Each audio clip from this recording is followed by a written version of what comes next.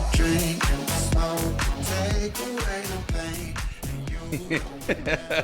I'm kind of nervous. Why? We have a very special episode today. Welcome back to the Pals Podcast. We have our first ever 4-time guest, the one and only Ollie Shanks. Hi, guys. Nice to have you back on, Ollie. I literally was gonna say, I was like, we shouldn't even do an intro because then it's like we're gonna intro Ollie, who people already kind of know because he's been on this so much. So I was like, no, let's just fucking jump right into it. Yeah, as we always do. First episode with me, though. First episode with Danny. You know what, Ollie? You've been on every year of this podcast, though. Yeah, so we were just recapping. It was COVID over Zoom with you and George. Then came back in your old studio, me and you.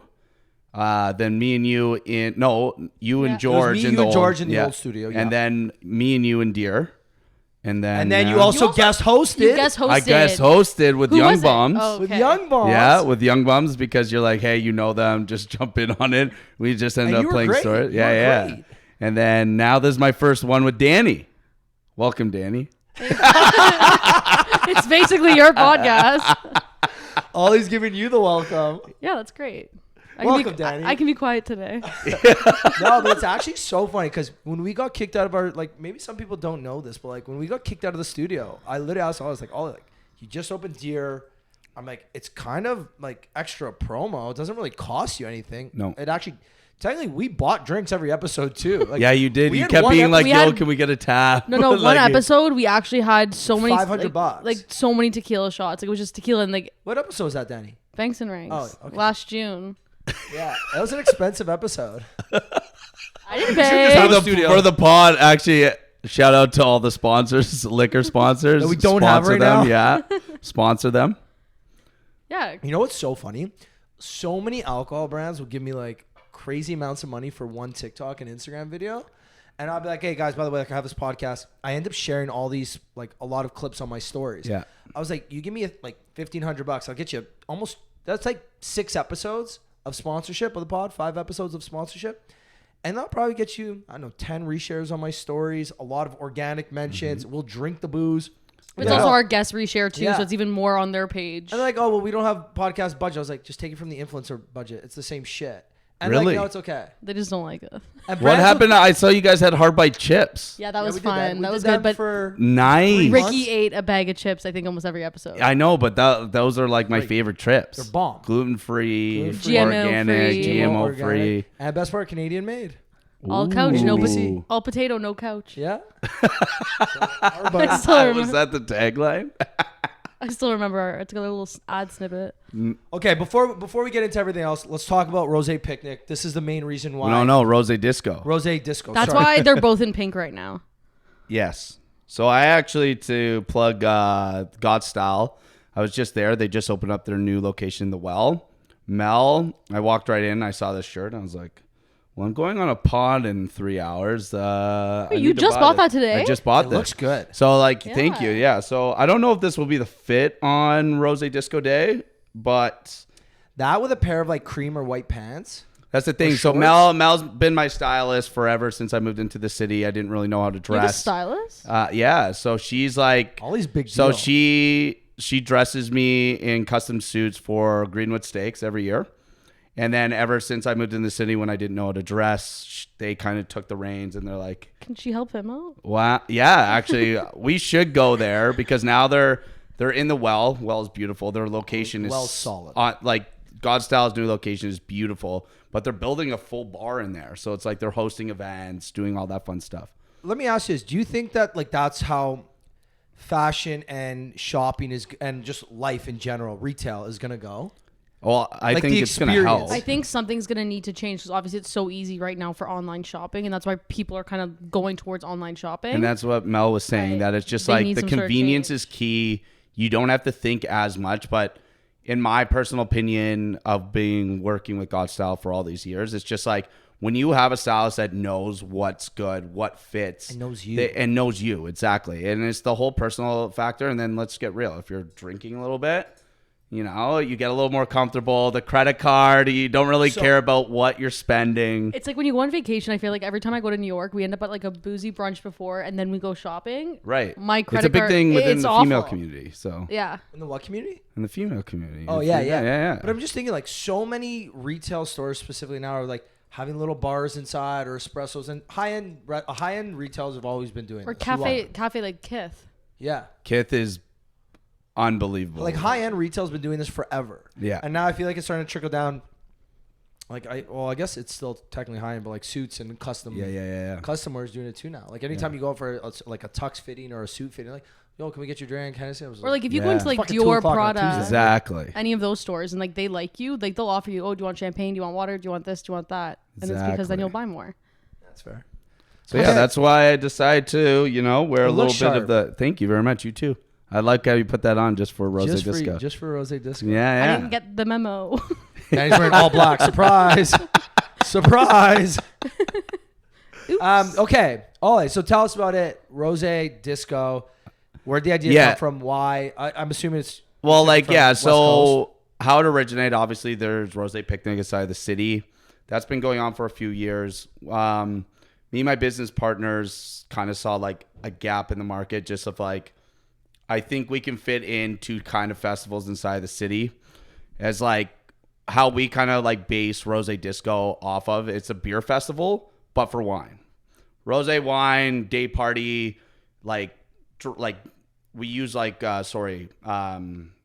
guess wine tokens, but drink tokens, which they do at like a beer festival. And like the whole thing about the beer festival is like, you're going there, like there's like the really craft, like I'm a wino. I really love these kind of stuff. I'm like a craft beer junkie and I want to try all these different ones. But like the big thing about beer fest, like here, it's a party.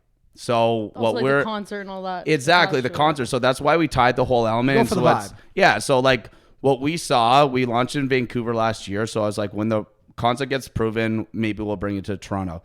We launched it last year in Vancouver.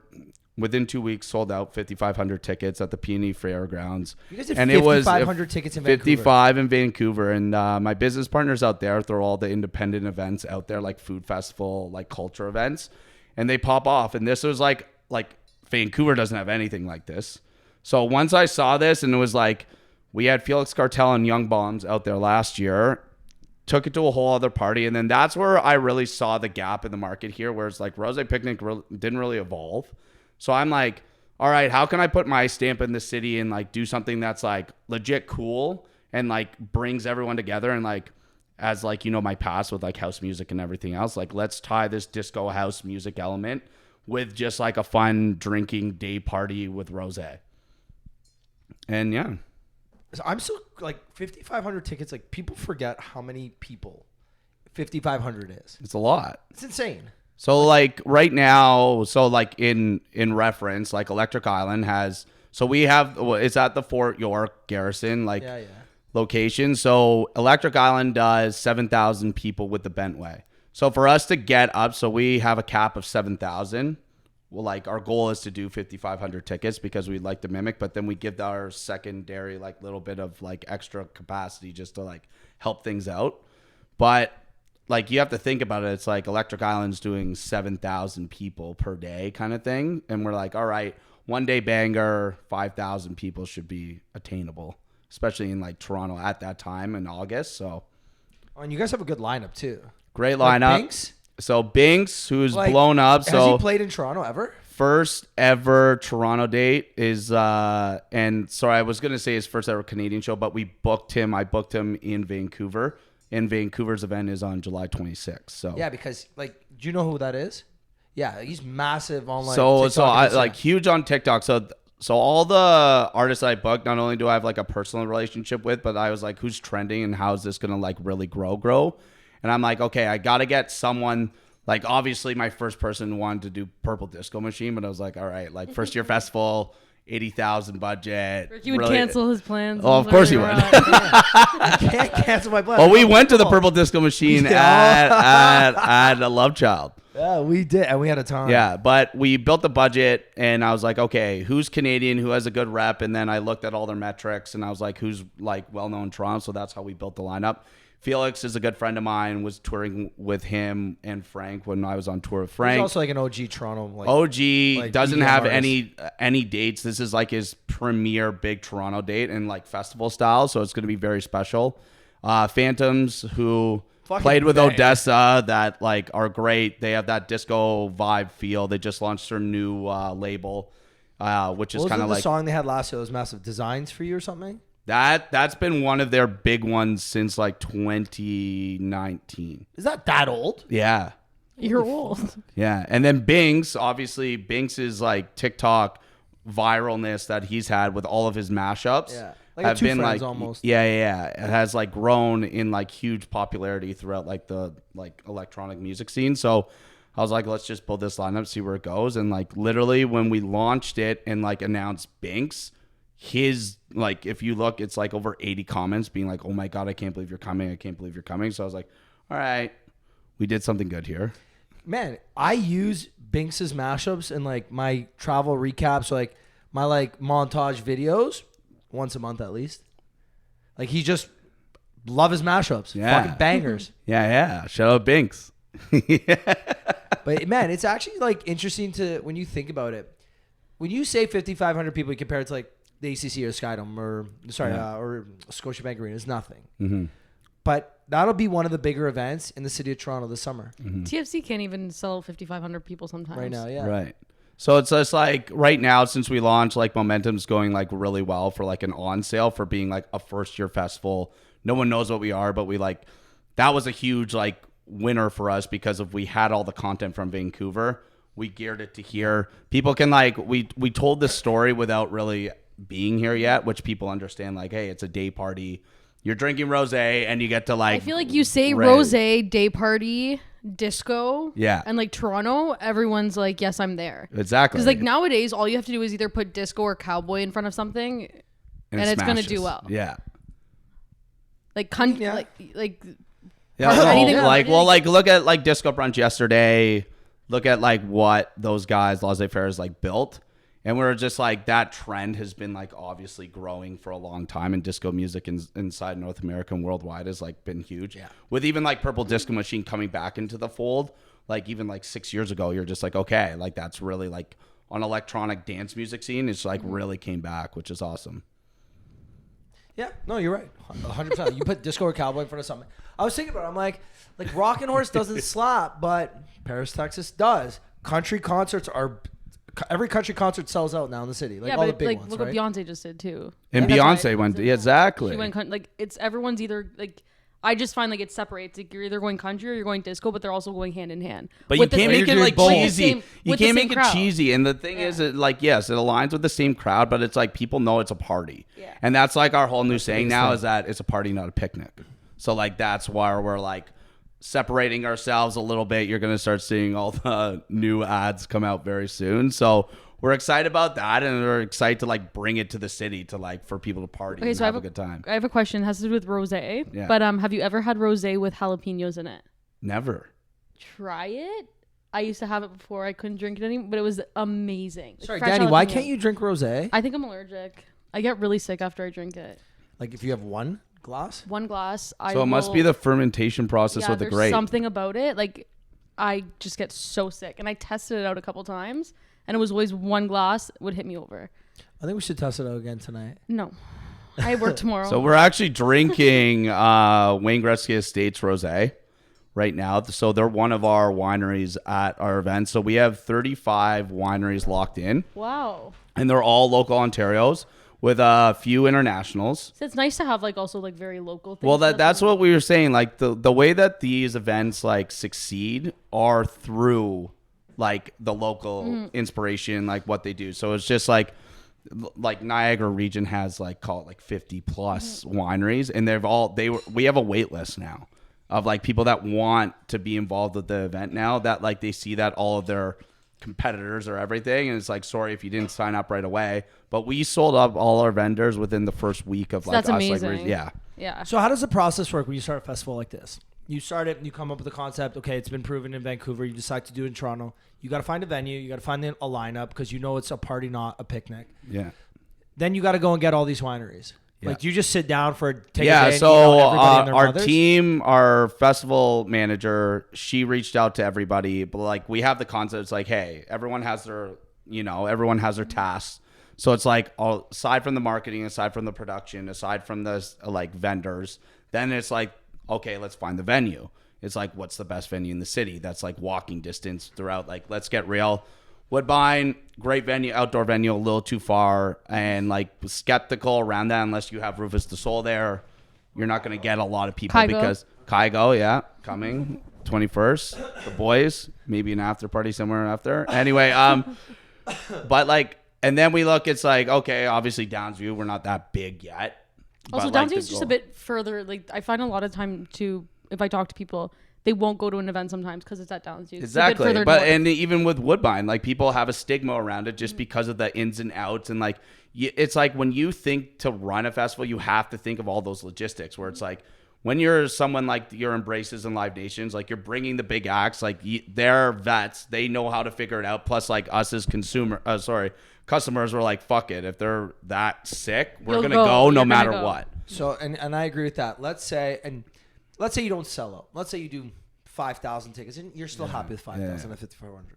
If it's at Woodbine, no person day of that's drinking on King West is gonna be like, oh yeah, you guys are going. Oh yeah, let me just trek over to Woodbine. Right. Let me It's just more of a trek plan. up You have to make a Downsview. plan. Right. But if it's at Fort York and Danny, you guys are going, yeah, fuck it, let me just grab a ticket. And I'll like go. I'll go. that's what we were looking at. It was like, what is the best demographics? It's like we're pulling from Liberty Village. What's the like normal the like age within Liberty Village? City Is 20 Place? to 30. City Place. Yeah. And then City King Place West. and then King West. So it's like our target age demographic, yes, 20 to 30. We're obviously going to have people that are a bit older as well. But it's like, where can you walk to and still have a good time and like you don't have to think about it? And it's even like day of, like let's just say like usually day of sales, like gate sales, you can do another like 300 or 400 tickets easily when it's like walking distance. So that was a huge factor in it. And then obviously when you have to apply for it, then it's like you have to give them the certain dates. So we had all these dates play, and it's the roulette. And then I was like, all right, are we gonna hit it? We don't know what's happening. And then in like end of November, we got the date. It's like Saturday, August 17th. I'm like, and that was our second proposed date. And I was like, okay. And like, we were very strategic, like what doesn't roll around these things. We didn't want to do it near a long weekend, of course, for first year. What's in the middle? August is like that month where it's like the gap over where, summer's ending. People are around on the 17th. And it's like, I feel like once June starts, you have skeptical weather sometimes. July's hot, but everyone's away in July. Mm-hmm. Everyone has cottages. Everyone's doing that. August. Or Europe. Yeah, or Europe. And like last year, like being like the real year of like travel, because like after like COVID restriction, then like, yeah, that was like the perfect play for us. I think temperature wise too, it's a good time because it could go. Perfect. It's like perfect weather. Yes, exactly. Not too hot, not too cold. Like you're heading in. This is very on topic. Walk me through the day of the event, like as a consumer. Like, what can a consumer expect when you walk in? What's it, 2 to 7? It's 2 to 9. Okay. Music will go from like 2 till 8:30. So you're walking to like the gates. You do your registration, like your ticket scanning, all that. You walk in. Tickets are how much? Tickets, early birds right now are 35. Okay. Ending at 60. That's a which good is price too. Great price. Like we're the most, like that was very strategic for us. Is like, hey, we need to like nail this price point for like a first year festival, where it's like you think about what everything else is like 60 plus on like a normal day. Well, it's like you can't really go to an event in Toronto now without even just like minimum paying $100. I feel you got it. like, and you just have to commit. Like you're like, okay, this is like the norm now. But like 35, that's like a no brainer. Exactly. Especially if you're going for the music, right? Like if exactly. you think about, let's say you're going to see Binks for the first time, like Yeah. the first show in Toronto. Okay, yeah, $30 to go see a DJ I like. Cool, great. Oh, now it's a theme party too. Great. Like, think about, I don't know what your competitors' events are, but there's no real musical talent, and they're probably around the same price point. 100%. So that's why we were like, hey, let's do this for year one. Let's make sure. And plus, like, everyone's kind of like, feeling the pinch these days. So it's just like what is affordable and what not. We also have a VIP. It's not like a luxury VIP. It's just like, hey, we're in Toronto. So like a lot of us like our like separate washrooms, our own access to a bar, a little bit like more wiggle room and chill room because like Somewhere to sit on a couch. yeah, so like Or a beanbag. So like we do have a VIP section, but it's nothing like crazy. The whole thing why Vancouver works so well too is that it's like anyone can come. It's not pretentious in any way. It's just come have a party. Let's like do that. So after you walk in, we have a whole merch section. So like we're selling like pink like picnic baskets. What do you call it? Blankets. We have the pink umbrellas. We have fans. We have bubble guns. So it's like you can get really into the I feel whole like feel. you guys at Parlour The like bubble guns are revolutionized the bubble guns. Well, we again. did. Now everyone has I them. feel like everybody has Yeah. it. That's It's the a best thing flattery. ever. It's a And flattery. I'm so that what we annoyed did. everywhere I go. I'm like, I don't want to see these fucking bubble guns again. But for content, it's great. Yeah. And for like Looks good in presentation, it pictures looks and shit. great in pictures. It's the next thing, Oh right? my god, Like, I think I have a first picture it was on my sparkling- feed Yeah. with the bubble gun. First it was like sparklers. Okay, then sparklers got out there. Then it was like those like little mini firework thingies. Yeah. Then it was signs. Then it was cutouts. Yeah. Then it went back to custom signs and random shit. Then it became the bubble guns. Yeah. I fucking hate them. But I love it. I cover my drink. But every it time. like it helps the whole vibe of the festival and like what people want to like buy into and like what we're trying to like present. So from there, like I told you guys, it's like drink tokens. So so we have like ROSÉ Disco branded pink cups. So everyone that walks in, they get their own cup that comes with the ticket price. So you're already coming into a dress code's pink and white. Okay, now you got your glass. Now you bought some merch and stuff. Now you're gonna go grab your drink tokens. You get your drink tokens. Every vendor is like call it like three. Like I think it's like a 3 to a 5 ounce pour. It's just like because there are gonna be some winos that want to just try like Sample.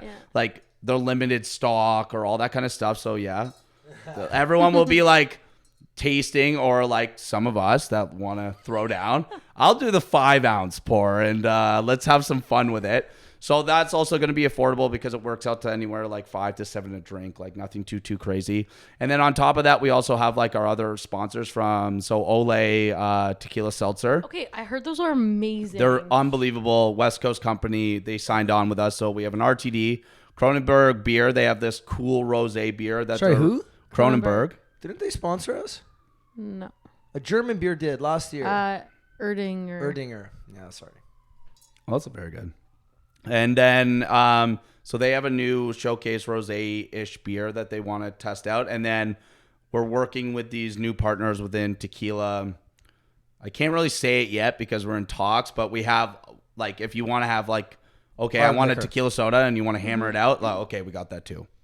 So yeah, we have all the bases covered. And then our food program, we wanted to tell the story with all that stuff. So Toronto's like a foodie town, so we went for like some of the like top like indie like people that really know like food culture is huge. So we're like, okay, so we got burger drops, Oh, sick. Parlor Pizza, La Bella sandwich, Thai Favorites barbecue, and there's one other taco Wait, Mexican. have you been to Thai Favorites Barbecue? I have. I haven't It is yet. my I business heard partners, it's so hands good. down. It is his favorite restaurant in the whole city. Everyone Wait, I know what? says What's it called? it's on Ossington. It is Thai on Favorites Thai Barbecue. Favorites Barbecue. It is hands down one of the best restaurants I've in the only city. heard good things about It's it. unreal. Thai food? Thai food. Thai food, but it's like I hate saying fusion, but Mm-hmm. it's like a fusion play on all Thai favorite stuff. It's actually and a great date spot, super intimate. Good date spot. You want to go one day? I really Not wanted date to spot, go. but, like, me and you Not wanna a go? date, but yeah. I'll treat you. Yeah, I'll treat you to dinner. Thank you so much. Yeah, I got you. Food partners. So yeah, so we really want to dip into everywhere other than like our 30 Ontario wineries. Oh. Sorry, I've been looking at But you know what I love about I know, you've Ollie? been Ollie's looking at- I've been looking wait, at- Ollie's very animated with his hands, and every time he pulls the mic away, I look at the screen. I'm like, no, his sound is still good. Because I'm so loud. You project. I'm so I love loud. it. Oh, you just honestly, I love you as a guest. Oh, I love you as a person, as a friend. We've been friends for like 15 I years. only like you as a guest. No, we've been friends for what, 15 years now? Plus, Oh wait, yeah. this is our. You know what? Actually, this will be the end of our 16th season as friends Wow. because we would have been ending our first year of friendship this year. You would have been about ending? now. yeah. Our first year because we met. Oh no, I guess that's school years. But 'Cause we school would've years met count. 08. We would have met September of 08 because that's when I got to Western. I got into nightlife right away. I would have met you pretty quickly. Well, up on Carling. No, we would have met before up on Carling. College parties. Yeah, Frog. well, just gotta remember, I was with Frog like, Wednesdays. I was with Andrew Moretti. You were always like voice there was, marketing. The Yeah. early years. Yeah. I'm too young for you guys. Yeah, you are. But the good old days. Me and actually, I think I told this on the pod. Me and Ollie had one of the best Thanksgiving Fridays. I've heard this before. You've heard this? Like, are you sure you haven't been on the pod with you? I feel like I've actually heard No. this story. Maybe I've told this to you privately, but this is okay. We'll get back to Rosé. No, I was there. I was there the day you guys recorded the George at the old studio. Maybe Yes, you were. I was You were there. I behind the was behind scenes. I was Yeah, behind. yeah. That's when I was just. that was yeah. literally. It's still when I look back. Senator James, Ryan Marciano, Thanksgiving Friday, Cobra London. 2011. Rest in peace. I will never fucking forget that night. Wow. Me and Alex and Miranda were like, do we go home? Like, we don't really have many people coming. And I texted you, and I'm like, yo, like, is tonight going to be good? Like, we got, like, nobody coming. You're like, bro, tonight's going to be fucked. I'm like, Yeah. what? It's like, I got so many people coming. Yeah. Because me and Ollie, we were all flat rates at Cobra London, which was, like, very rare for promo in London. Yeah. You always got a piece of the door. Like, that's just how it was. We had flat rates. Maddie set us up, and they just opened. We got, like, 2 bottles each, a bunch of drink tickets, comps, and whatever. And there were some nights you had slow nights. Some nights we were busy. Some nights we were both busy. It just worked. And I was like, no, it's going to be fucking sick. We go there. I don't even know who the fuck Senator James and Ryan Marciano are. I was like, no, they're fucking sick. They're groovy, blah, blah, blah. Yeah. Turns out they fucking killed it. We had the best night ever. Then we after partied at Club Hollywood. Yeah. And we ended up having the craziest night ever. And that was like the next one. I think Moretti or George, one of the two of them, whoever I was with, like didn't wake up the next day for Thanksgiving. It was George. Moretti went home. It was me and George then. Yvonne B. Yeah, Givon B. Yeah. And that was the night he Shout out to George. Yeah, Getting that was married the this night- summer. Yeah, getting married. That's why they're missing Rosé Disco. Yeah. And that's After hearing this, though, I'm like, should I change my flight? yeah, just fucking. But yeah, that night is one of my. When I look back on my Western days, that's one of the best nights I've had at Western. Yeah, it was sick. And Ryan Marciano and Sunnery, still kind of in contact with them. And it's like really cool to see there, like all those like house guys that used to be on like Size Matters, like Steve Angelo's later and stuff label, but they're like now all coming back in their own way, and it's good to see like resurgence with like all those old school house guys. We're gonna get back to Rosé Disco, but do you miss like tour managing at all? Okay, so funny you say this because a lot of people like are like, it's so messed up right now because it's like I see so many people and you think like when you post on your stories on Instagram, like people watch your stories. People don't really watch your stories because people are like, oh, are you still touring with Frank? Are you still doing stuff with Frank? I'm like, I left Frank in August of 2022. But I think because sometimes you're at his shows. Well, that's the Still thing. friends. So And they like, just stay yeah. like So friends. now It's I'm so best fresh. friend mode. So that's like the Yeah. best part about being with Frank is that like now it's like a boys thing. So Ultra now, I haven't missed an Ultra with Frank since 2017 when he first played main stage. And I think we went through it. It's like I've been best friends slash like have fun mode like 4 of the years and then 3 of the working years. But other than that, no, I don't miss the sitting in airplanes because the lavish lifestyle of touring As is a you live fraction in an of the- airport, you live in a hotel, you live in a nightclub, and like for the artist, so the artist gets to sleep or do whatever he does. Like me, I have to be at sound check, so it's like I don't really get time to sleep or like downtime, and then you're like talking to the next promoter in the next city to like line up, we good? All this. Next thing, if it's a bigger scale, like if it's festival, then you have to like, then you're like, okay, we're playing behind Oliver Heldens and we only have a 30-minute time because Frank isn't as big as Oliver Heldens yet. So it's like, okay, I only have a 20-minute window to go do all my stuff that I need to do and praying to God that they have all the programming done. And then it's like, okay, if we have a team member out there, if we have our visual or lighting guy, all that kind of stuff. So there's a lot going into it, but I love being Frank's best friend mode because like now he's playing some sicker shows. And like the audience show that he's playing Brooklyn Mirage this Friday, I don't have anything this weekend. I'm very tempted just to like hop on the flight. I got it's a tons 1 of hour points. flight. It's a Just 1 hour flight.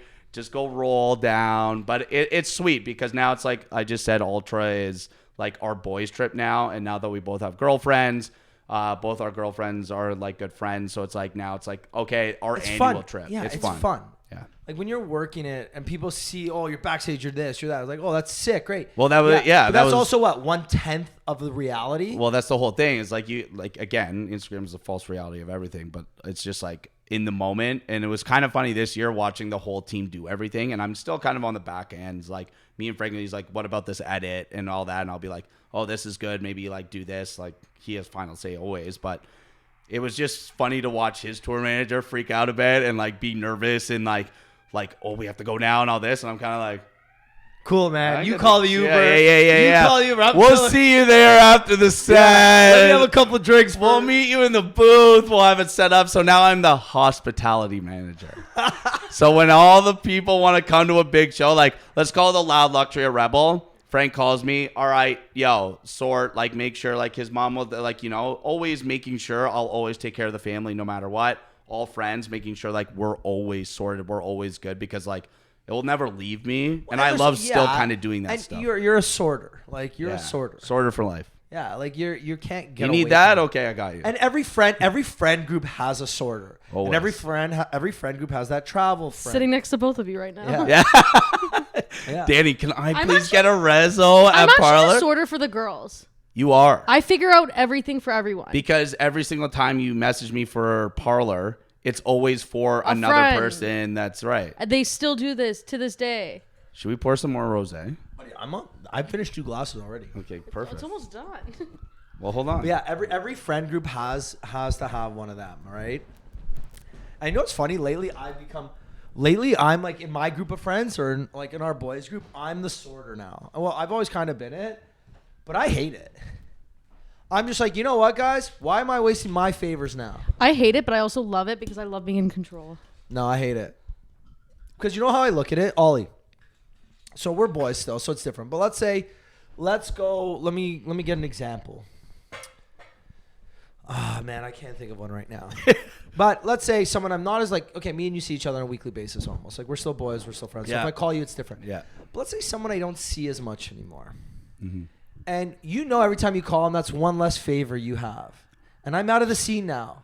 I'm out of the scene. So I don't gain favors back anymore. It's not like, oh, I'll do this for you. You do this. I scratch yours, you scratch mine. Yeah. I don't have any favors anymore. So it's funny you say that. It's just like, even within our industry, it's just like you want to give back. Like if you're asking, you should always have like something in Give return. back. And like, because like, if not only if you're always a taker, then it gets old really quick. And we all know that. But like, it's really nice in the industry to still be able to give things back in so many different ways. And it's just like, and then you also pick and choose the people that are the right people to do it.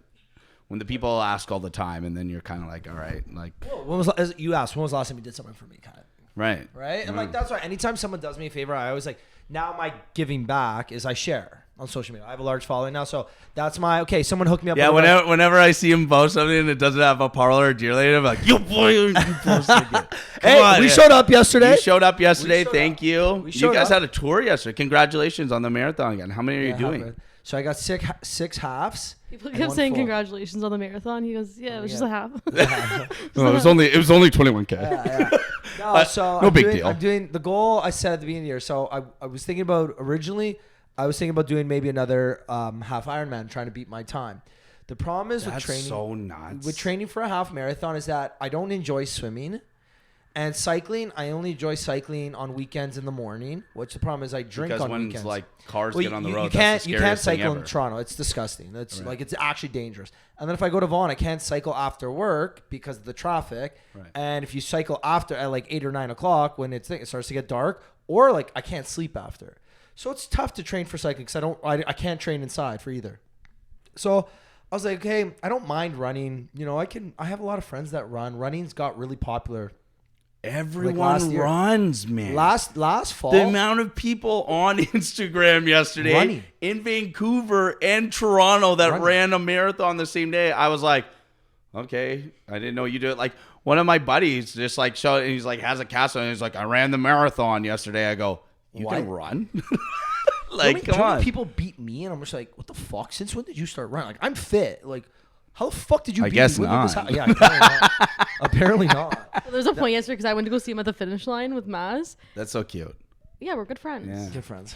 But we're sitting there and he wasn't coming. He was supposed he told me, okay, around 10:15 I'll be done. And it's like 10:30, 10:40. As I'm a like, runner, I'm like, he either started late or he's in a bad mood. Maybe we should just leave right now. No, but that's the whole thing. Sorry, if I can run 5K, I will do all the justice. But now these knees at this age and the hips, I just wait for You golf. sound like you're old, bro. You're like Someone was 35 or 84 that ran yesterday. He ran a 5K, but still, I can't do that. No, but I to getting back to it, you need to, it's a mental thing and it's mind over matter. And I feel like it's like you wake up, you're feeling great, you're going to run great. If you're in that, I'm kind of not feeling great, it's just like, I'm just going to run to run. If I'm doing 5:30 splits, I'm within my time. So that's exactly what it was for me yesterday. So at the beginning of the year, I set my goal, and I like to do a physical goal because it makes sure I stay on top of my shit. I go to the gym all the time, but there's months where you go to the gym to just go, and there's months where you're training for something and actually trying to stay in shape. So I said I want to do 6 halves, and then I want to do a sub 4 full. Mm-hmm. So I said I'm going to do the Toronto Waterfront Marathon in October. Which one was this one? This was the Toronto Marathon. This one, the one in October is the Toronto the Waterfront. Good Life one, and then there's the Sporting Life. So this one, Shebang. no, this one I was thinking. This one, hold on, I'll tell the whole story. So I was like, you know what, I'm going to do 6 because that means I can start in March. I'm going to do March, April, May, June, July, August. October's my full. That's how I kind of planned it out in my head. That's a good training. Right? And I'm there's benchmarks for it. Right. I ended up doing one in February in Florida, and shockingly, went really well. I didn't train all winter. I remember, and I just fucking crushed it. Just one of those days. Well, you're in Florida. Exactly. Yeah. Honestly, There's nothing bad in Florida. The weather just and I ran with brand new shoes. I had a massive blister, and I had a personal best. It was wild. Then I ran the Mississauga half last weekend and fucking crushed it. Beat my the time I was trying to beat for the end of these. So Really? I was like, fuck yeah! I want to break 150. Beat it. Yesterday, we started, it's raining, first off, so I'm miserable right off the bat. But I'm like, we got Cinco de Mayo. We're having a Sunday fun day. Well, this is the other thing, too, is that, I saw the whole pre-planned itinerary for your friend group, and that's what he's thinking. He's like, how fast can I get a spicy margarita into my mouth? How fast can I be done this right now? Yeah, exactly. I think you should have ran faster than Right, I should. Let me tell you, I first off, I wake up and I'm doing my stretches and I'm taking my pre-workout and I've got music blaring. I know get in a good mood as quick as possible because if you're not in a good mood, this run's gonna suck. Right. So I'm blaring fucking. And then plans are ruined that day. Yeah. So I'm blaring music. I'm getting a good vibe, taking my pre-workout. I'm fucking feeling it. Yeah. Look at the Uber. You know how much my Uber was from downtown to Yonge and Shepherd at 7 a.m. on a Sunday morning? I'm going to guess $87. $77.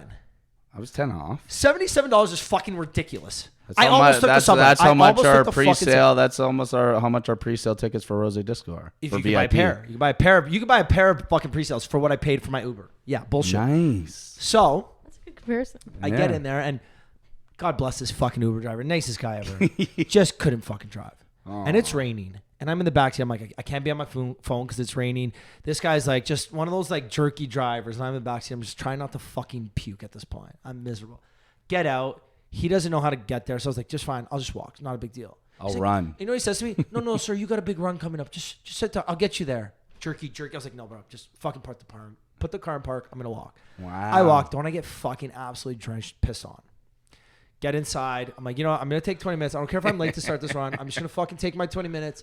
I'm going to get in a good mood. I put on my playlist. I'm fucking in there grooving. It's 8:45 or something. They're blaring, hey, dude, please cross the start line to start. We're going to close the start lines. I'm like, cool, great. And I'm looking. There's nobody. Doesn't really have his bib. No, I got my bib. I'm ready to go. Yeah, but you forgot the pins. Yeah, so I pinned my bib down with pretzel pins that I got the week before at some event. Yeah, random. So fast forward. If you look at the picture, you'll see it. So fast forward. I start running. Usually first kilometer is always a busy run. Second kilometer, a busy run. You see it online, right? It's just busy. Usually by kilometer 5, it starts to open up. Or kilometer 10, it's you're definitely open by kilometer 10. Mm-hmm. Kilometer 10, I'm literally still dodging people down down Yonge. I'm like, what the fuck? Every time I went to go get water, there's hundreds of people at the water trying to get water. So you either have to come to a full stop, walk, squeeze in, grab one, or you just don't get water. So I didn't get water basically the entire race. So this is a shout out to the Toronto Marathon. He already made a whole video about it. You know me, I very rarely talk shit about I very rarely publicly talk shit about brands or events, just because like, what if I want to go next year? You know, and they're gonna be like, oh, you talk shit about, we're not gonna give you a free ticket or something. Like, imagine I talk shit about one of your events. You'd be like, fuck this guy. Yeah, but like, I think you're allowed to talk shit in a way that like it almost makes it better. Like, let's get real. Like, but that's what I said. Yeah, you need it. And I said, I'm like, it makes you better. I'm like, I hate doing this, and I never. You see me like my page is very rarely talk negative about shit unless it's like close friends. Very rarely do I publicly talk shit about a person or a brand or an event. Right. And I was just like, Toronto Marathon, I'm tagging you. I hope you see this. Like, figure it out next year. This was miserable. Did they see it? I didn't check. I should have checked. You got distracted. You ended up having a great day. You had a great day. The tequila was flowing after. Ended at Parlour. Yeah, you guys did. We did. And we weren't good at it. Danny. The best part was ending it at Parlour. Yeah. Well, you guys, I remember like when I saw you quick out front of Locals because we just like popped in quickly. And that was like, we're going to Parlour. We want some food. We want whatever. And like, that's usually where on like a disco brunch day where it's like, I had no idea like Silent H was doing one. There was like 3 or 4 other parties like on that day. And for the amount and volume of people that were like, Parlour was still very busy. Yeah. Like usually it's like one or the other. Do you know what I don't get though? So many, and I'm not saying there's an unwritten understanding in Toronto with. Where's this going? This is going the fact that it's Cinco de Mayo and why are you having a different theme party? No, that wasn't where I was going actually. But that's also a very good thing. Like, why are you having a different theme party on Cinco de Mayo than Cinco de Mayo? I heard you say that a couple times yesterday. Yeah. Which I did. I did say it. But no, the thing is, on Sundays, like there's maybe an unwritten understanding with all you guys in hospitality and nightlife and this, that. Like everyone's got their days. Yeah. You know, like Wednesday you got Mr. Wolf, Deer Lady. Yeah. Sundays you got Parlour, Disco Brunch. You know, happy hour you've got Locals on King West. You know, Saturday night Paris, Texas is your thing. Everyone's got their thing that fucking slaps. Yeah, I don't think anyone really goes to Locals though for happy hour except for us. Really? I feel like the last few. Like bingo night then at Locals is lately has been busy. Bingo night that's a like more event centric. Yeah. But I feel like now a lot of places are starting to open on random days, and it's just like you're almost doing a disservice to your venue by having a shitty party. Is it confusing you? It doesn't confuse me, no, because I know what I like, and I do the same fucking shit every week. But that's the whole thing is that like everyone like they think that they can have like a share of the pie, and I really think like within the industry right now is that if you're doing something really good, you need to like keep doing it well. And the other people, it will be exposed very fast. And there are those people that try to like catch a bandwidth of like a wave or like something that's in trend or something. And it feels miserable. And that's the one thing that like we always come back to, which like at Parlour, at Deer Lady, at like all of my events is that like you always have to do it to the toppest of its ability. Because like if you don't do that, people then like look at it a little bit differently because like you got to put all your efforts in if you're going like 2 feet in. You can't do like, you know, it like when you go half foot in, and like my big example is like après ski this year was absolutely like après ski at the porch is like goated. Après ski at the porch is the OG. Done. It's the OG. They do it well. You have an established brand. Those are the people that everyone's played off of. Everyone and their mothers that has tried to do something along those lines, and it's just like, is there really another app? Like I love theme parties. Like my birthday, Hollywood is themed every year. Your pajama party a couple of years ago is still one of the best. One of the best parties. Your Christmas one was fun. Fucking banging. Yeah, but it's just like if you're going to go in and commit to that, you have to go tenfold on it. Well, and the thing I don't get is that, okay, Paris, Texas, they've got cowboy music and like pop cowboy. Great. They've revolutionized the cowboy theme on King West. Great. Then you have other venues on King West that are trying to do cowboy parties. When you're like 3 doors down from Paris, Texas, like, yo, fuck the cowboy party. You've already find your own niche. You've already got it. And like, cool, you want to do it. If you're going to do it, make sure that all the promoters and all the regulars are on board and they're going to dress up too. Because like there's venues on King West that'll have parties, theme parties, and the regulars don't dress up. But it's like, what's the point? Specifically, like I know there's a party that I'm thinking about, and I think you're thinking of the same one, but it was an après ski party, and the owners of the venue weren't even dressed up in the theme. Huh? No. I'm not talking. We like our friends. Yeah. So aside, I get what you mean, and it's just like you have to. And don't get me wrong, like it is a lot, but you have to go by your branding. You have to like go all in. But like, I'll have to like play to that point. Is that not everyone? Like, I have to say, like, people, if like you're gonna commit to going to a party that is a theme, dress up. Yeah. Because some people are just like, oh, like the last standing excuse, like, oh, I couldn't find an outfit. It's like, no, you've been seeing it in our feeds. Like, I've seen you look at my stories 8 times. I didn't dress up for golf. I'm sorry. No, but it's all good. Like, but that's the whole thing, is that like, I will always try to make it as easy and accessible as I need to. But at the same time, it's like, when everyone is in theme, it makes the experience so much better. And this is why it's like, okay, Rosé Disco Toronto, what's our theme? It's Pink and white. It's pink and white. It's obviously more focused towards women in some way, but like every guy has a white t-shirt. Yeah, but most guys have pink now too. And like you have to wear pink. Like pink is, unless you're me and you hot. own all black.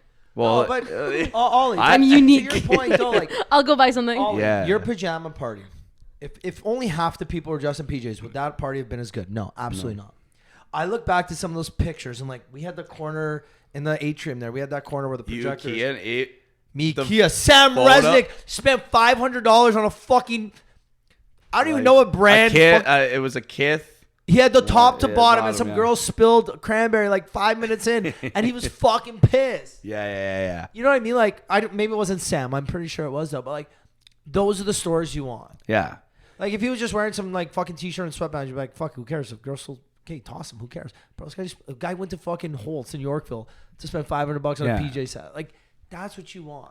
No, and that's where like you know that your brand's doing very well. You also know that like your party is like everyone's like wants to be there and wants to support it and wants to get into the theme. And really at the end of the day, when everyone's in theme, then like everyone's like their alter ego. So they're like, I'm going in. It's I'm like, like, it's like oh Halloween. yeah. You put on a costume. Exactly. You can. It's something you What, can you be get something. slutty? No, I'm not. No. Guys, Big brother over here. You two are Game brother over. sister, eh? we are brothers Okay, sisters. well, I actually, love you know what's this. funny? I don't know if we've actually ever told you this story, but because you guys talked about it before, but the party at Parlour, it was a January 2020. It was disco brunch day, but then everyone went to Parlour. I was actually there with my greatest friends. parties ever. I didn't know Ricky at the time, and he's in the back of all my videos. We had the Danny tables just right thought I next was to each a other. hot way. dude there. No, we didn't talk. Danny was like, "Who's this?" That's hot dude? so We were at funny. the table right next to you guys, and I just have no clue. And he's literally, I'm standing on the But there's table. the- he's Ricky standing had on his the shirt table. off.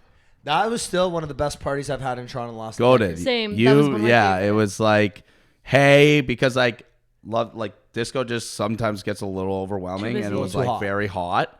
So everyone's like, I need to breathe. And the best part is like we're right across the street from each other, so it's like, and I remember it was just like one wave of people, then another Two wave, waves. and then we were like about to go, and that's like the famous story where Ricky's like, Ollie, get on the iPad right now.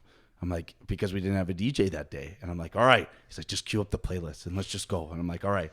Just start putting on banger after you banger. Looked at me like, I'm like, yo, we're doing this. Let's just have a fucking Yeah, party yeah. here. And you looked at me like, what? I was like, bro, we're doing this. Like, Yeah. get on the fucking iPad. Yeah, You're like, get on the okay, iPad. I'm like, okay. all right. And I remember you looked at me All like, right. I got 2 promo bottles on the way. I was like, fuck it, let's do this. Yeah, let's I go. literally And we sent, it was made almost like a BBM broadcast message. It was. Sent out a whole bunch of fucking messages, and that was still that was not January. I think that was March. No, I think it was the day Kobe died. No, it was It was. January 24th, 2020, or January 21st or something. Yeah, It was Kobe definitely died? in January. It was. I remember yeah. like people crying randomly at the party. I was like, what the fuck? Yeah. Yeah. Well, we all thought it was fake. And then rest in peace, Kobe.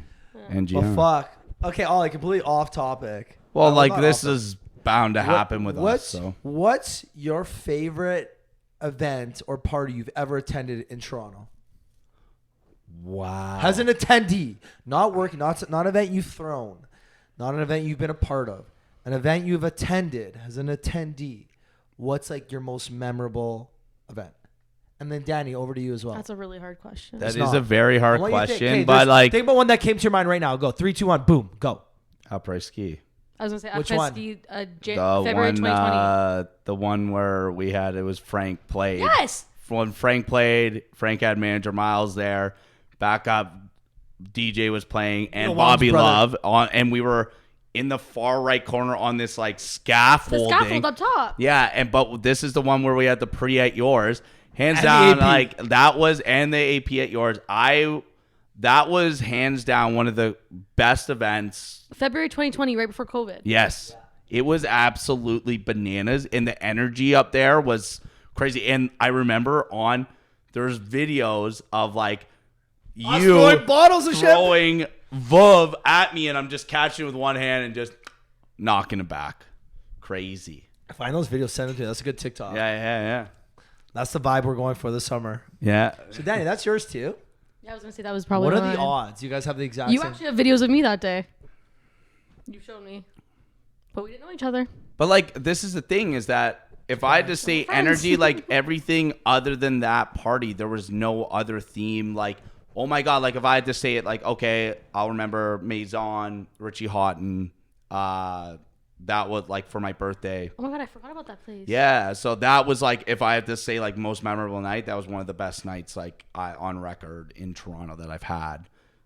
Aside from other ones where it was like very DJ centric shows, or like I could go back to the Gov and everything, but it's like for like day parties are the best. Like they're. I like Saturday day parties You know though. what the They don't best happen is with often. a day party? No, So- because people don't. Some people still work Saturdays. Work on Monday, and you So know it's what? like That the sucks. way- Yeah, but Yeah. the good part is about day parties that you're in bed. Doesn't matter how early I went to. We went to So bed early last we've night. we've thought about switching our programming on once in a while to a Saturday. Just once. for Parlour. Well, yeah, it's just be like we'll still always have Sundays. Like I've built and like our team has built like such a great culture around it, and that will never die. It's just like what about? But like you have to put into so many different variables that there are so many establishments that your Saturday is your bread and butter. For you to like jeopardize a Saturday to go into full debauchery is like kind of detrimental in some ways to the business, but there's also the plus sides of like, hey, perfect example is like St. Parlour's Day this year. St. Patrick's Day landed on Sunday. I always knew I was doing St. Parlour's Day, but then it was like the gamble, which like always SPD would always do. If it's not on the day, it would always be like on the Saturday. I'm like, you know what? I'm throwing it on the Saturday, and we're going to have the Sunday as well. We threw the Saturday. I put tickets on sale. They sold out in 5 minutes. Put the second tier on sale. Sold out 5 minutes. Boost. Sold out. I'm like, okay, this is going to be fucking crazy. Next thing happens, we have the all on, like, because some people have to go to work Monday. It was, again, full day rager. Sunday comes around. Okay, we're thinking, like, our team is like, we're thinking it's going to be, like, kind of chill. Like, maybe it's the late pickup. 2 o'clock happens. The room's filling up. I'm like, oh wow. Open Deer Lady. Okay, yeah. No, like, but we opened up Deer Lady on the Saturday because the overflow. So it was like, that's why we did it this year. Instead of you waiting in a line, freezing in the rain, we opened up Deer Lady as I called it the pen. So like they would be in the holding pen upstairs drinking, but then they're all looking down to the party and all the sad faces from up top. That were happened like, to me once. No, but it makes I sense. saw it a great yeah, time. but like getting back to the Sunday, 3 I don't o'clock remember comes what it around. was. Another wave of people come. By 3:30, 4 o'clock, there's a lineup all the way down the alleyway to King. And people are just messaging me. And I'm like, had the longest 48 hours of like setting things up, you know, like a event withdrawal. And then I literally shut my phone off. I walk to Clarissa's and I'm like, I literally look at my managers. I'm like, good luck, have fun. And it was even crazier than like the Saturday. I'm glad I got you before you left then. Oh yeah, I remember that. You're like, you fucking. Did you go? Yeah, no. You were the last person I sorted, and You then were I'm walking like, out. Yeah. And you're like, just give me 2 minutes. You went back inside, and then like 5 minutes later, I think you came out. I don't even remember who I was with. Maybe DB or something. You were with DB and 3 other people. You had 5. I always limit you to 5. Is that my limit? No, I'm like, can you please keep it low because Ricky knows everybody, so it's like Ricky's very good at He coming doesn't by have a lot of friends himself. No. anymore. I'm good at he is the he best at knows coming that. by himself. Hands down, he's like he will just come by himself, and it's the best thing ever. But like if Ricky sees X, Y, and Z, At the door. Ricky can be 1-person party to a 25-person party real quick. No, but I remember you actually sort of. But like even on that note, the reason why I think Sundays slap harder than Saturdays, and it comes down to one thing: brunch. Yeah, but Sunday let's have is brunch on But wait, Saturday. no. When do you normally do brunch after a good night out? because you're hungover, you have the Caesars, and like why like So now, when do you normally have your good night out? Saturdays usually. Saturdays is more popular than Fridays usually. So you have your Saturdays Saturday are night coming back in a big way right now. Fucking massive. So you do your Saturday, then you go out for your brunch. Now, what is better than an unexpected absolute fucking rager? Nothing. Because like after What is you've better than done a night? What is better than a day or a party or a rager that you did not think was going to happen or did not think was going to? So you're at brunch and your fucking man texts you, like, hey, Danny, what are you doing today? I'm at brunch. Oh, you want to meet up? Oh, sure, why not? Oh, yo, now Ollie. you're having a day. Now you're having a fucking day. Now you're having a day. Hey, yo, Ricky. Oh, it's Ollie. You going out today? I was like, no, man. I'm just having a bite to eat at Marble. Okay, I'm going to come by. Oh, I got a table at Parlour after. Come join me. Clarissa and her friends are here. Come on. I was like, all right, well, fuck yeah, I'm in. Twist my arm. That's how it fucking happened. And then next thing you know, you're 10 drinks deep. It's 5 p.m. You're like, I'm fucking shaking it. Yeah. And there's then that's nothing where the better than weekend that. goes away real quick, and the Monday scaries come into See, play. you know what? We went to bed at like 11 last night. We were in bed before that. Oh, we were in bed by like And 9. we were watching a movie at like. That's what he 8:30, said, yeah. 9. I fell asleep probably around like 12:30ish. What movie? Ben Affleck Hypnotic. was in it. Hypnotic. We didn't finish it. It sucked. I We tried turned off. watching Real Housewives of New Jersey. I'm in Star Wars heavy right now. Really? So I took Clarissa's brother. We both went. We went to go see Star Wars Episode 1 at Scotia because they did it for May the 4th. Yeah. And it was a Did really you dress cool- up? I did not dress up, but on I theme. took Nathaniel. So there was one of the actors from Mandalorian at the GameStop on Yonge. So we went there first. We met Nathaniel him. Clarissa's brother, right? Sorry? Nathaniel Clarissa's brother? Yes. And so when we were in there, I bought him this jet fighter helmet because he was jet fighter and like for him to sign. So it's like a whole experience for Nathaniel, us, and like me and like I'm a Star Wars junkie. Like I love Star Wars. So like I'm there and I'm like, it is a mixed bag of treats in there. In the GameStop. My man bought the little But- brother something for himself. He's like, yeah, don't worry. This is coming back to my house. Yeah, this is on my wall. But no, it was so cool because it's just like it shows to what the brand of Star Wars and a brand in general stretches throughout generations because there's old to young to like mid-age. Like it was really cool. The movie was awesome. And after I watched episode 1, like you're in Sunday before I went out for Cinco, I'm literally dying in bed. Just like I was just so tired after the Leafs lost. I was like, screw this. I'm chilling in bed. I watched episode 2. And then I watched episode 3. And then I went out. Those are long. And then I came back and I started to watch the old school ones, but it's like 4. Yeah. So the New Hope with Well, 4 is technically 1. if you're like in technical Star Wars like Cinematic world. No, Cinematic world 1's 1.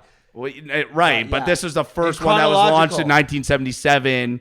And George I Lucas. watched that one, so I'm midway through, and I'm doing it through whatever I search on the internet. I'm watching them all. So you know what sucks though? I really wish they would make 4, 5, and 6 now. With the No, they're a classic. No, but with the technology we have, like maybe rewrite them slightly, like, keep the main plot the same. You can't do that. Bro, you watch some of the effects and you're like, this is fucking. But that's trash. what makes it so cool. No, is that the it had universe is started what in made it cool. 1977. Like Star Wars walked so the Marvel Cinematic Universe could But run. if you watch The Mandalorian season 3, it ties the old like Return of the Jedi into The Mandalorian, which is all the new age like cinematic stuff, and it ties it like at the last episode of The Mandalorian. I'm like, I was freaking out. I'm yelling at the screen. I'm jumping up and down. I'm like, no way that's happening.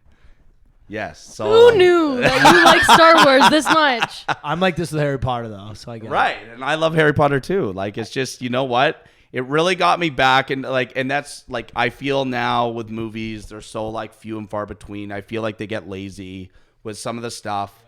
The new Guy Ritchie stuff that's came out on Netflix, like The Gentleman. I'm like, I love that. That was like great. But like those like classics. Wait, did and you like the do that- show or the movie? The movie? The movie was great. I didn't think the show was that good. I think it fast Wait, forward the to- show. There's a 6-episode show called The Gentleman. Right. That's the one I watched. Yeah, the movie's way better.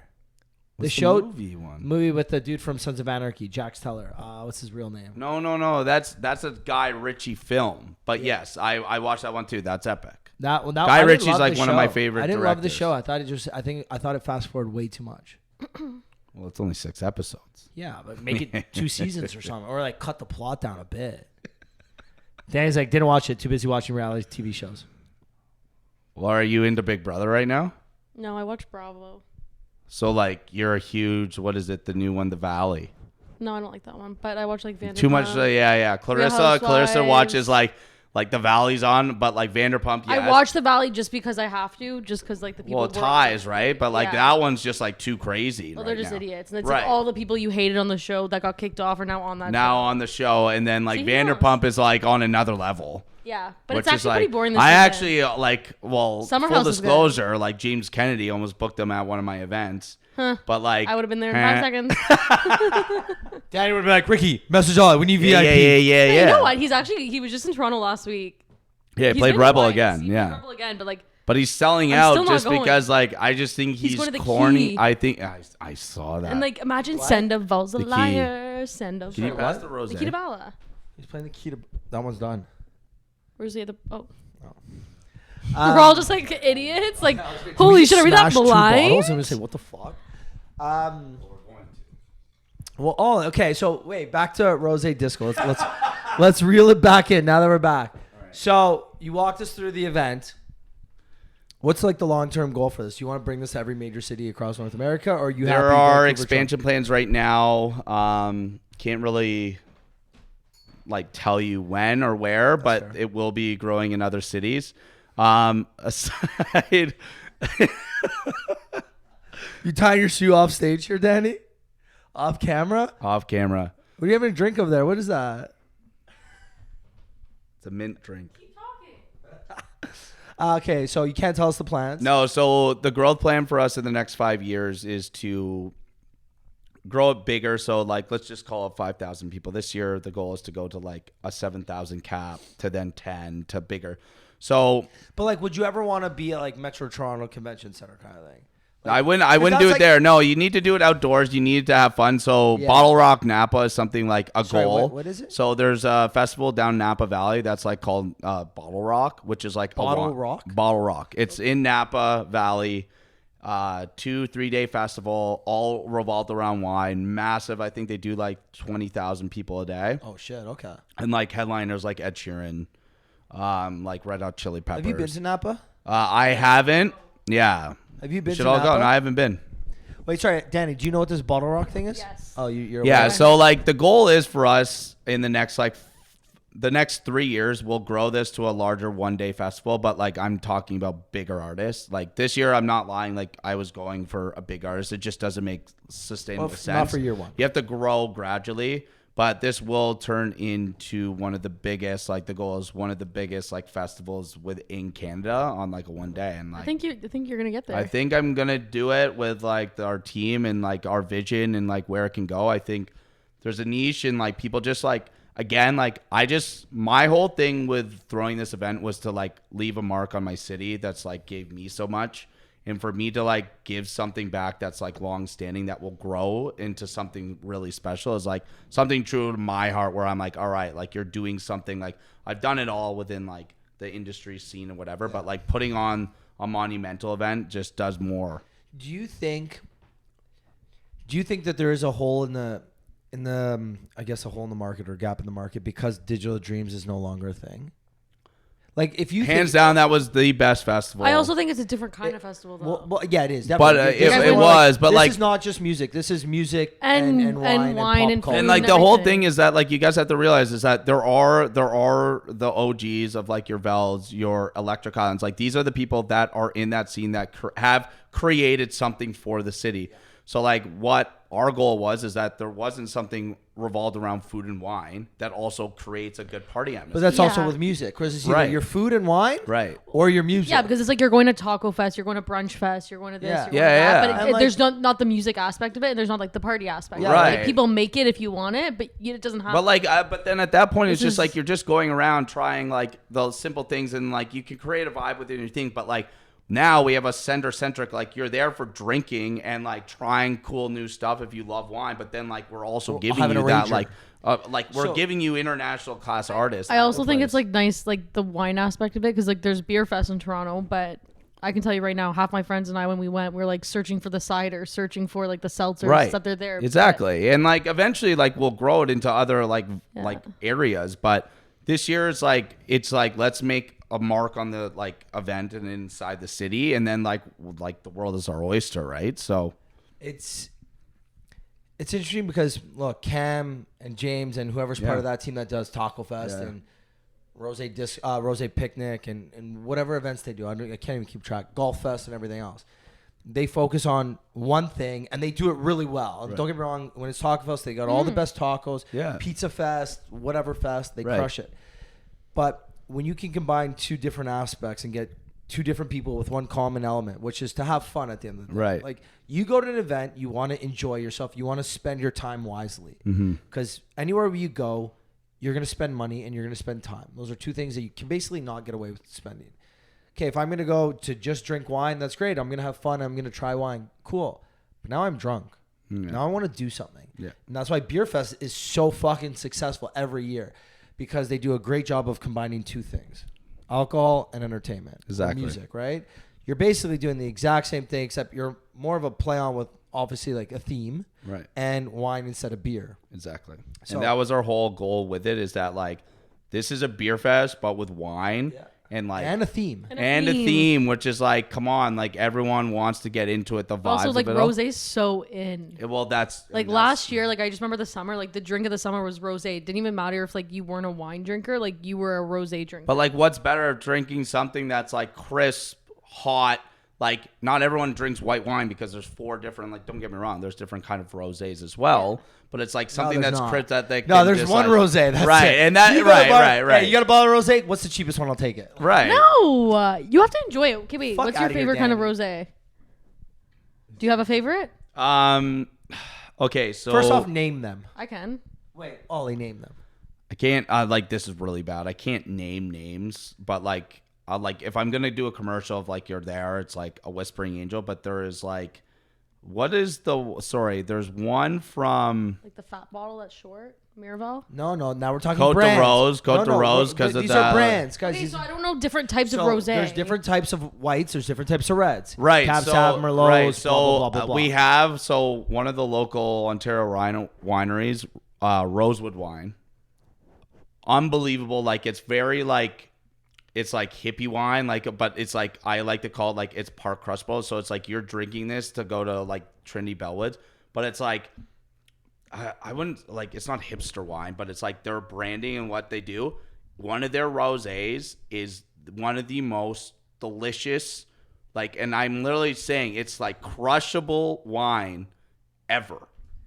So, but what I'm saying is, when you get a beer, let's say I walk into a restaurant and I'm like, oh, what kind of beers you got? They're like, oh, you want So, like, like, do you want a light? Do you want a domestic? You want an Right. imported? Do you want a heavy? You want a wheat? You want a pale ale? Do you want a whatever? You want wine? Oh, what kind? You want white or red? Oh, I want a white. Okay. Do you want a Cab Sav? So Do you like, want a yeah. Merlot? So like right now in whites, I'm a Chardonnay. If I'm red, I'm a Pinot Noir, like hardcore. If it's like But really, wait. When you Oh, ask for a what did Danny rosé, but find? wait. When you ask for a rosé, there's no what kind do you want? But there is. no, yeah, but you have there to is. Google it. So stop. No, but this is good because like, hold on, but you if, guys, but you it's- walk into Guys, a we're bar- learning. Yes. A You Grenache walk into a rosé bar- is fruity. Listen. Okay, stop, keep going. When you walk San into- Giovese is Hold on, hold fruity. on. When you walk into a bar, Right. and say, "Can I get a bottle of rosé?" But can I have a dry or can I have a sweet? Like that's. But why- that's the whole thing. So it's like, do you like dry or? And that's the sweet. different regions where they are. No, like if I'm going to order, like I don't know a lot about white wine either, or like even like red wine. If I'm like Like talking to a someone, Chardonnay, buttery, smooth. I love that. If I want something more dry, then I'm doing a Sauvignon Blanc or a Pinot Grigio. Agreed. Okay, if I want something light of a red, or if I'm like having a nice dinner of like with meat, then I want something lighter. If it's a cold ass day, I'm having a Cab Sauv because it's Agreed. deeper. Now with rosés, I'm you- not as like in tune of like sorry. Tune, yeah. Of what they are, but this is why you come to Rosé Disco to learn about all that. And the really cool part about all our wineries is that like there are certain like micro wineries, like the craft breweries of wine that they've only had this one grape that they've harvested for the 1 year, and it's like they're like special. So it's like everyone that's coming that is a wine junkie or enjoys wine, you're going to be blown away because like all of our vendors have like special stock coming, or it's like something that people like really look forward to. They're just showcasing it at our event. And then on the side, we also have non-alc rosé as well that is being showcased there because they have a variety of rosé non-alcs, because non-alcoholic, like it's a huge theme now. So it's like, this is a bit off topic, but on with the non-alcoholic, there's a store on Richmond. yeah. So Non-alcoholic so Clarissa was nice enough when I was doing my 12 weeks of sobriety at the beginning of the year to like gear up my year, and I always get set. She found that place. It's the Sober Market, and it's up top of that cafe, and they have a full selection of like spirits to wines to like aperitifs that are all zero alc, and like you can go do like, and I've been there Ricky's before. worst nightmare. No, but like no, Yeah. but It's Yeah. different. literally at the end of the day, it's just like don't get me wrong, like there are a lot of people struggling if they're like they want to be a part of the party, but they don't want to be a part of the party. So it's like what I did in my 12 weeks. There's this Apervivo spritz that we have at Parlour. It's a 0 cal, 0 sugar, like, but it looks like an Aperol spritz. I will crush 5 of those a night over those first 12 weeks, but it looks like I'm drinking an Aperol spritz, but you feel like you're a part of the game. Yeah, it's like that's why people like who are choosing sober, they'll drink like Perrier and like soda waters. Right. And then it's just like, are you drinking a zero vodka? Yeah. beers? Zero beers. got The massive. market for that is growing, It's growing. because our Gen Z, we've seen a huge like curve in the market of like they don't want to drink as much anymore. People they want to be there. Okay, I actually asked Ricky this question the other day. I actually saw this on a reality TV show. This guy's trying to he's sober now, and he's trying to figure out what his next step in life was. So he goes to his fiance and he's like, I think I'm gonna open up like no alcohol sports bar in the middle of New York City. What do you think? And she goes, that's the stupidest idea. What do you think? Like you're in the hospitality industry, so that's why I think I think like sports. I think it's no idea is a bad idea. I think like they're. the most I think like politically correct overall, answer ever, buddy. like if I'm watching sports and sports in general tied with one thing, and it's alcohol. Like a non-spirited bar, I think there's in the city of New York, there is probably a huge market because there are a lot of people that I probably would say don't more drink. California. Right, but like California, like everyone's I wouldn't throw it in the California middle sober. of New York City. That's what I'm saying. In the middle of New York City, like I personally I don't think you have to look at your demographics more Yeah. and more. But like New York is it's an you're in a entertainment group town. of 5 to 10 people going to watch a sports game. You're gonna tell me that all 5, 10 of those people are like sober and not drinking alcohol? Yeah, it's crazy. Probably not.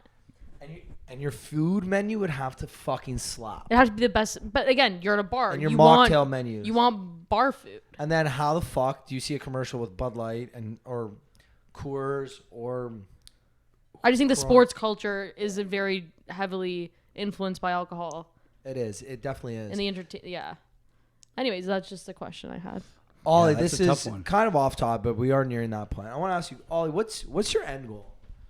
Ooh, good question. I don't think I've ever asked you this on the pod. No, I don't think you All have. 4 times.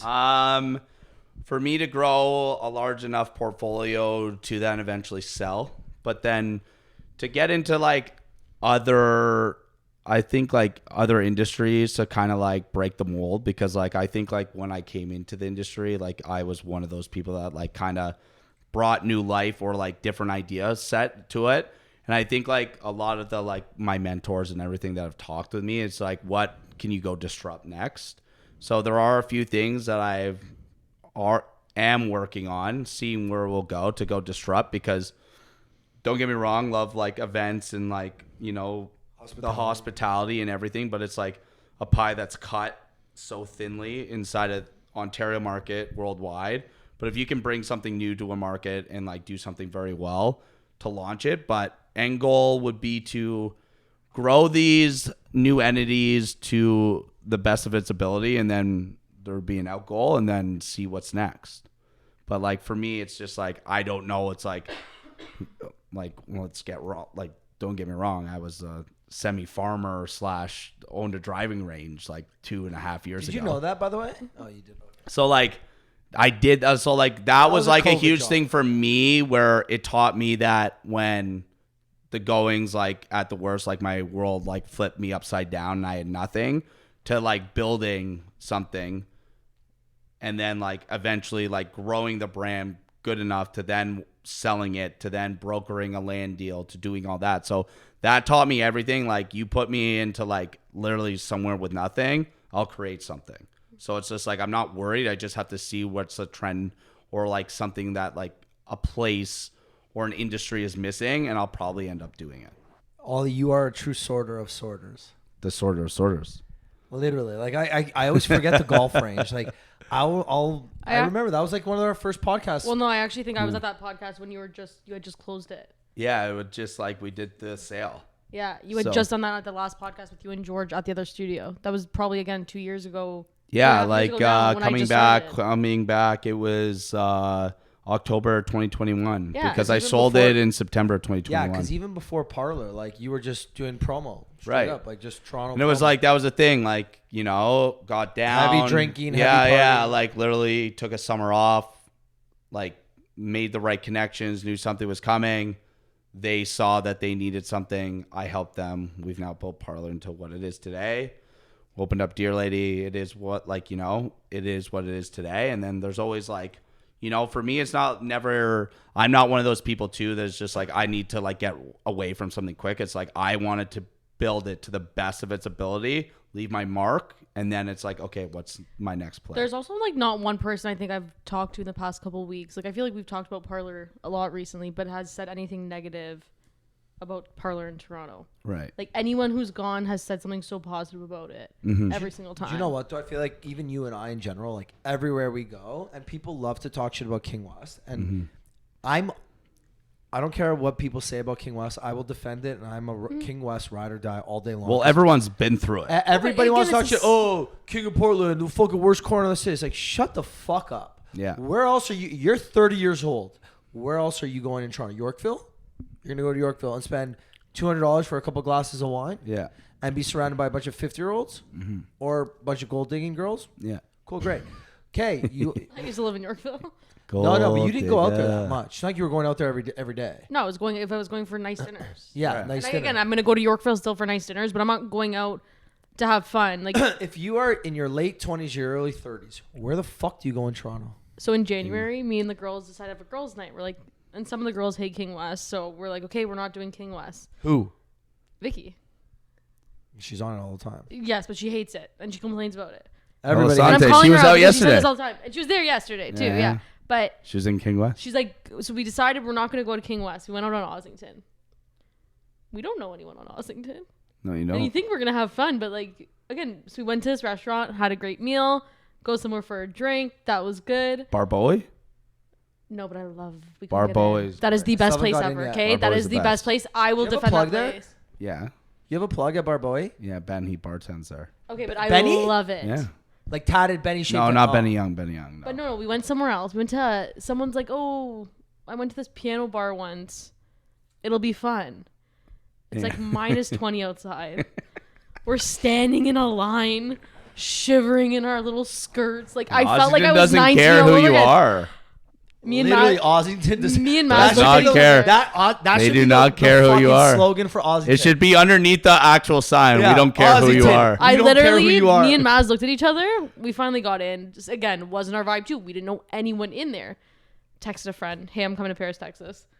Ended up back on King Street like, within 30 minutes. Yeah. And we tried so hard to stick it out there. Because again, like I said, Ossington doesn't care who the fuck you are. Bowie's different though. You'll love it. Oh, so good. I haven't got him because So Bowie good. doesn't care who the fuck I am. Yeah. I got there, no line. You have Rezos? No. Can I sit at the bar? No. Yeah. How long's the wait? Could be 30 minutes. Kind of could like be- the Burgoyne could of be like an hour. The Toronto. The first time I went there, we were 8 people on a random Saturday. And we walk in, they're like, yeah, no problem. Here's a booth. Somebody must have canceled or something. How crazy. That's great. 8 people. 8. You're like, yeah, because that's a rarity. But the one thing that I must like give out the shout out to like everyone inside the hospitality industry. We're a very small clique inside the city, but it is a very big city. people represent and like understand if you're within it, they'll always like support you. So it's just like, even if it like going back to like London days, bar courtesy, where it's like you could say, and if you just say the name, it's like they will help you out because it's like, okay, I understand, because like, and you know what, it's with our staff at Parlour, if like, you know, a whole bar Bowie team's coming out and it's just like, hey, we want to come in and grab cocktails, line up down the thing, yeah, we'll take care of you. Take care of you so you can get in. Yeah. See, but wait, this goes back to like what we were talking about originally with like the favors. Yeah. When let's say you leave Parlour, Yeah. you're out, you exit, you did everything, Yeah. you left your stamp, Yeah. you've exited, you're in your late 30s now, or early 40s. Those favors that you had, because now it's like, oh, I'm coming to Bar Boy, like, you know what I mean? So this is a funny thing because my business partner Dax, who I love dearly, and he's like, you know what? Like, you're going to like find something bigger and better and like do something. But he's like, the reason why you're also, you know, like when you're inside the hospitality scene, it also helps you like immensely because like you're a part of the community and people want to support and do all that kind of stuff. If you do get a bit like far removed, then yes, favors go away, or here or there, you're not very relevant. So it's like, it's a catch-22, but it's all depending on like what you want to start and what you want to do next. But like, I know my next ventures upon from this, I think I'll always have a favor because of who I am, though. I want to ask another question, Dude, but he's like, that was good. That was good. That was really good. Like, Yeah. what? Like, Yeah, like because it's like me as Ollie Shanks, Oliver Shanks is like my brand and my person, where it's just like gone a long way, and that's your where I last feel name? like I have gone. Well, sorry, is that your actual last name? Shanks, S-H-A-N-K. Like, Oh, actually, your full last you're name? hyphenated. Yeah, You're Shanks. hyphenated. So Takeshi Oliver Neville Shanks is my full name. Okay, T-O-N-S. so not just Shanks. No, so Shanks is my last name. He's though. half Asian. Yeah. Japanese. I feel like Yeah. we've had this conversation before. But it's, Now it's back in the fold. It's been, I think it's translated in my 4 episodes, like at least once or twice. I don't know if it has. what's your background? So my mom's Japanese. Okay. Was born in Toronto. Her parents were from Japan. My dad was born in Manchester during the war. He immigrated over when he was, I want to say, 4 years old. And yeah, crazy story with that. Started from like dry roots, you know, like grassroots stuff, you know, built their stuff. And my dad and mom met at their workplace. And How'd you end up in London? so my dad was with the insurance company Brookfield, and he built out their whole corporate arm, and he built the offices of Risk Corp Inc., which was a side project of Brookfield in London, Ontario. So I moved. I was born in Toronto, Ontario, at St. Joseph's Hospital. Lived in Little Italy. Shout out Ricky. And then when I was 3 years old, we moved. And my sister was just like, what, like We 6, love 8 Zoe. months? Shout out Yeah. Zoe. Shout out Zoe, out in LA right now. New boyfriend.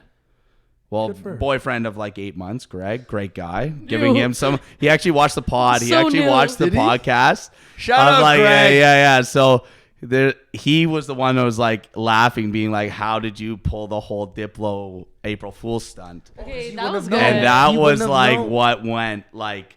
And he's like, and they sent me a, sorry, I didn't know you could do recorded FaceTimes if you missed the FaceTime. Buddy, all the So What? great. What? It is You didn't know. So unbelievable. if someone misses your FaceTime, stay till Yeah. the end. You gotta wait like 45 seconds. So I'm gonna do it right now. You can record a video, and the only way to see the video is to go into your FaceTime app. So I do it all the time. Yeah. When so and so doesn't pick up my FaceTimes, I leave video voicemails. And you can do it. It's actually, so I didn't catch it. And then I asked Zoe and Greg, what did you do? And then he's like, well, we saw it because I posted that I was coming back on the Pals podcast. And then they were like, oh my God, the Diplo thing, how did that all come about, et cetera, et cetera. So Such a great story. that was good. unbelievable really good. story. Like You literally got everybody that day. everybody, like Didn't you get in trouble? a Oh, slap on a no. wrist. You didn't listen to the like pod? if I like maybe if like, Record a video. oh, you should have Or- recorded one. It's all good. That's too Next late. time. Next time. No one's ever sent me one though, but No. no, sad. Sad day. Ollie, before we wrap up, I got a very random question. Okay, go. You retired today. You sold. You got a lot of money in your pocket. You don't need to work another day in your job. Okay. Your parents tell you, hey, you got to get a job. I don't care what it is. Clarissa says, Ollie, I can't have you at the house all day. You got to get a job. Wow. What are you doing? You know what I do? I do something in golf again. I would probably be like either a starter or like I would love to get into like maybe like coaching or like club fitting or something. But like golf right now to me is like my be all end all. I'm in that like second part of my life where it's like retiree stuff is like looking in the near future. What do I want to do? I am the happiest on the golf course and being out there. And like when I had the driving range, I don't think there was anything more peaceful than like on Tina. Tina was the ball picker that we named at the green on Glendon. And at sunset, when like all the people are done like thing and I'm just picking up balls, there's nothing more like in zen than I was like doing that. It was like something, you're outdoors, you're enjoying just like the outdoor experience. And it's just like, it was like literally from coming to that simple living. Like I didn't have to care about who the hell's coming in on guest list or like 22 reservations. Like all I cared about was picking up all those golf balls to regen for people to like either hate or love their life for an hour. And I was all about that. And like, seriously, it's like, I think something within golf in my future will come back. I think we need well, personally, I think so, but we need a Top Golf in Toronto. There was one almost projected Like, here. I went in Nashville. I actually We have had like, so much fun. after this pod, I'll tell you guys some crazy stories about like, Because like what- I had the best time ever at Top Golf. yeah, in Nashville. It it's was my needed. family. It's just land here in Toronto. So good. It's few and far between. Launch Like should have turned into Top Golf. 100%. What's launch? Launch was the driving range at 400 and Steeles. Yeah. It was right in the perfect center of the what is now the new GTA. Because 20 years ago or 30 years ago when Launch started, Woodbridge didn't exist. It was a bunch of nonos and nonos back in the day. Like Vaughan Mills wasn't around. Colossus was just open.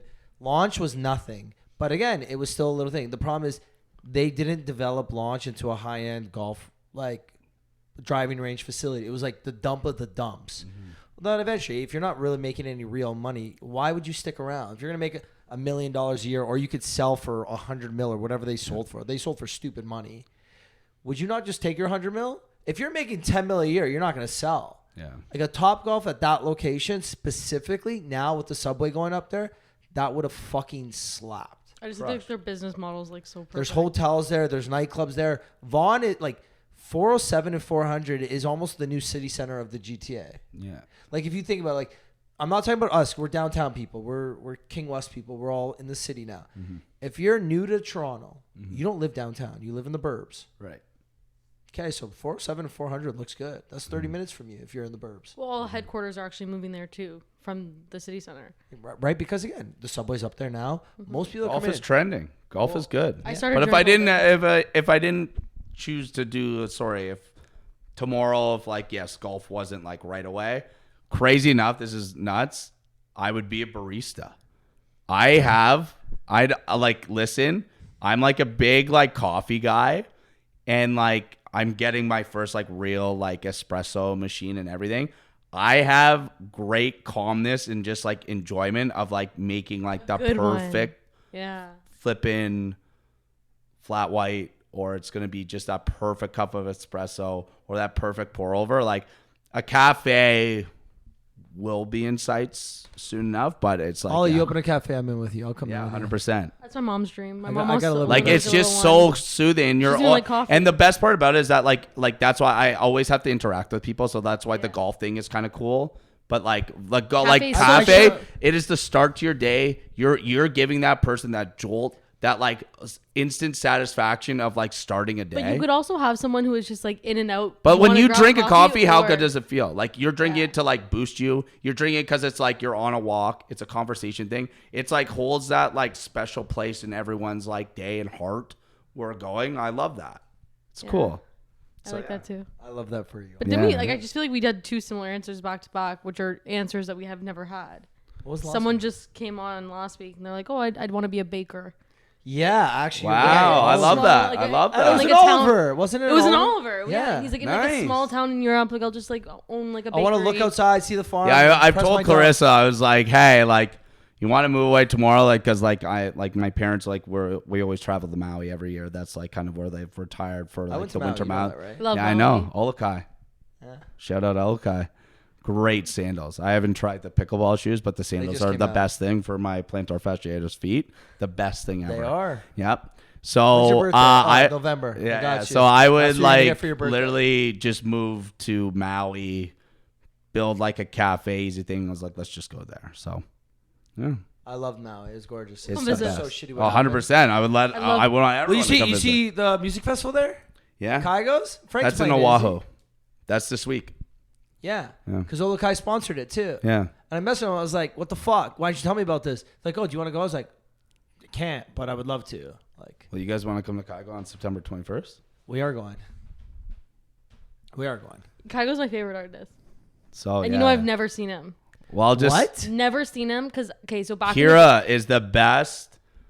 It's going to be a very fun so weekend. back in the day, I convinced myself I cannot see Kygo unless I'm seeing him at Ushuaia on Sunday. I'd never been to Ibiza, nothing. And I was like, I want to see him at Sunday at Ushuaia. Great party. Okay? One of the best. Yeah. Was going to go. I was like, yeah, I also wanted to be done university. I wanted to be like old enough to enjoy it. Was gonna go, had everything set. I was like, okay, great. Then COVID happened. His residency stopped there. Mm-hmm. And So he's only touring there a little bit here and there. So like I was like, what am I gonna do? Yeah. And then I was like, I'm in Vegas. Well, then I didn't. Then that was the next one, but I had never gone to Vegas. Okay. And like all my girlfriends at the time too were all like, oh, we'll go to Vegas for bachelorettes. Funny enough, none of them have bachelorettes.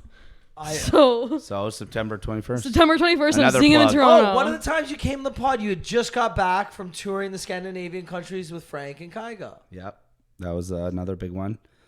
Played Remember you played a little basement bar in, an upper bar, like something like Upper Jack's, but it was like 85 people, and it was Frank and Walker, Kygo back to back. Kygo, and Alan Walker back to See, I back. want to go to Palm Like, Tree that's Festival in fucking crazy. Hamptons. Crazy. I want to go to the Hamptons show. Crazy That show. would be cool, Purple and I Disco really want to playing go. this year. Saw that, yeah. Yeah. That was yeah. Fuck this. This is a long epi? I was gonna cut it off at 105. By the way, we're at 130, 131. Ollie, before we end, anything else you want to say? Everyone, please come support ROSÉ Disco on Saturday, August 17th at Fort York. Go to rosedisco.com/Toronto. All the information is there. Pre-sale tickets are only $35 right now. That's going for another couple weeks. And then prices go up. So come party and have a good time drinking rosé all day. Love that. We'll make sure we put the link in the bio for this episode and on YouTube and everywhere. Guys, give Ollie a follow at Ollie Shanks. and Danny at. We don't know. It might change tomorrow. Are you changing your handle tomorrow? You never know. At Danny Galarno. Ricky's trying to convince me to change it. At your pal Rick. And Ollie, congrats. First 4-time guest ever. We love you. We're going to get you some merch set up. Yeah, merch. I We're want gonna that get you some merch, guys. Yeah. We love you, Ollie. We'll see you all at ROSÉ Disco. And we'll see you at Greenwood Steaks, which we didn't really talk about. But It's okay. I'll kick up. Give a quick rundown of Greenwood Steaks quickly. September 7th, Greenwood Steaks are larger, call it like a Kentucky Derby type event happening at Woodbine Racetrack. We're actually moved from the event space this year to the actual grandstands. Wow. Yeah, selling 4,000 tickets this year. Very exciting. So Wow, we get to really? Good for activate you. on the main side. Entertainment, cocktails, dress up for the day, bet on the ponies, and yeah, come win some, you know? There's like also really something important that weekend happening. Ricky's birthday. Ricky's birthday, first time ever he's coming to Greenwood Steaks in all of the years of its inception. So I'm very excited to host you this year. I appreciate you, Ollie. Yeah. Thanks, guys. Yeah. And other than that, if you made it to the end, we appreciate you. Thank you. Give Ollie a follow. Give Danny a follow. Give myself a follow. And we will see you guys next week. Bye. Cheers. You like to drink and to smoke to take away the pain. And I don't remember all of my mistakes and every high I got alone. But no one thing, you're not alright. I'm not alright.